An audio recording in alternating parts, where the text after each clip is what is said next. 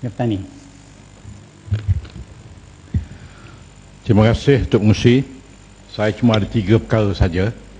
Yang pertama, kosong 10,000 pengurusan kementerian. Saya dapat maklum bahawa pihak maktab perguruan maklumkan kepada saya di mana keadaan sekarang pelajar-pelajar yang telah pun tamat di maktab perguruan terpaksa mengisi borang dan ataupun borang-borang ini hendaklah diisi yang dinamakan Job Malaysia.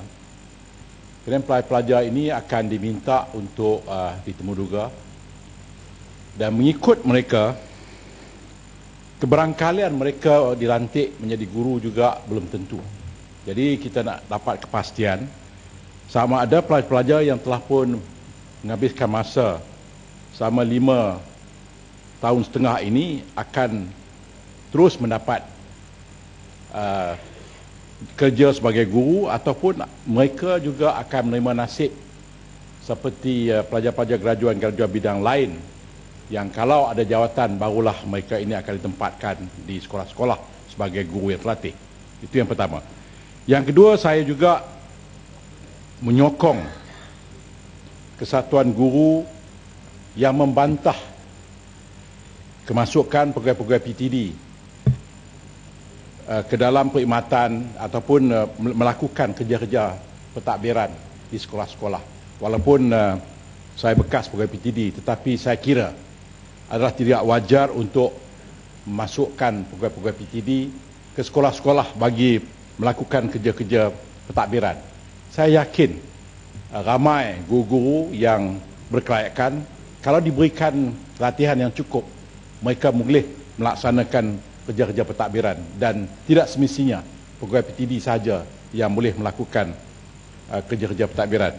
Dan kalau PTD mengambil jawatan ini, maka 2,282 jawatan yang boleh disandang oleh pegawai pendidikan, khususnya yang akan ke DG 48 ini akan hilang daripada perkhidmatan mereka. Yang ketiganya ialah untuk pengerusi, berhubung sekali lagi saya nak bawa tentang rumah guru 090,000.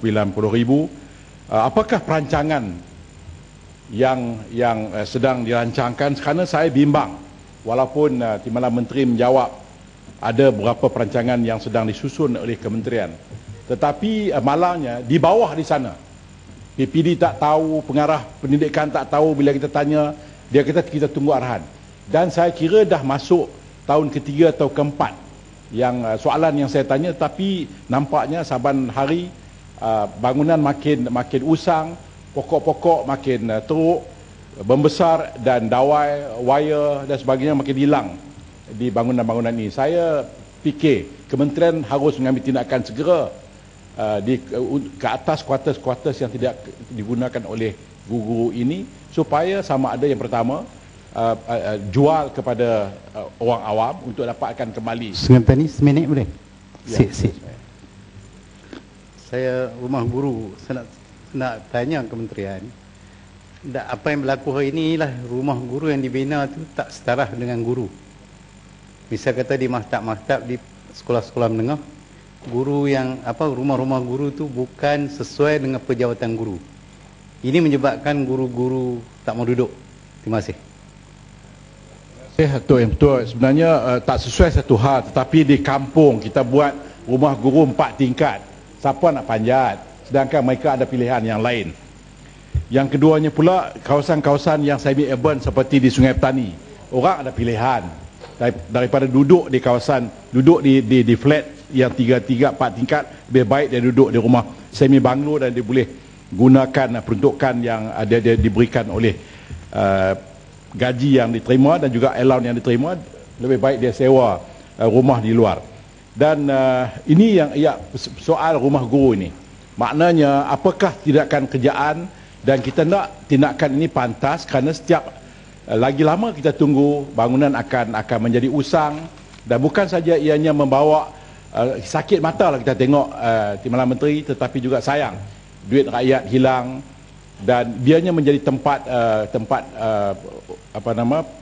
penagih-penagih dadah masuk dan membuat aktiviti mereka. Dan akhir sekali Tok Musi ialah berkenaan dengan 0.60,000 Dewan Bahasa. Sekali lagi saya setuju dengan kawan-kawan termasuk Jempol yang mengatakan bahawa kita agak kecewa dengan prestasi Dewan Bahasa. Saya kira Dewan Bahasa sementara mereka menumpukan perhatian kepada hal-hal sastra dan juga sayembara, tetapi saya kira sudah sampai masanya Dewan Bahasa melangkah setapak ke depan dengan melihat bagaimanakah penterjemahan dilipat gandakan. Sekarang ini banyak buku-buku akademik, banyak buku-buku yang ditulis yang kalau dilihat di Indonesia dalam masa seminggu saja buku-buku yang menjadi best sellers terus diterjemahkan dan rakyat Indonesia boleh membaca pertemuan-pertemuan yang baru. Tapi di Malaysia nampaknya Dewan Bahasa tidak mengambil peranan ini. Akhirnya rakyat Malaysia bahasa Inggeris pun dia tak baca, buku nak baca dalam bahasa pun tak ada, akhirnya dia tak baca langsung lah. Jadi sebab itu saya kira budaya membaca ini kerana pilihan tak banyak. Jadi kita tak boleh menganggap bahawa dia tak suka baca kerana dia rasa pilihan tak banyak, sebab buku-buku yang terjemahkan dalam bahasa Malaysia amat berkurangan, khususnya buku-buku yang jadi best sellers dalam market. Itu saja Tok. Terima kasih. Akhirnya penulis pun tak tulis buku, tak jual. Ya.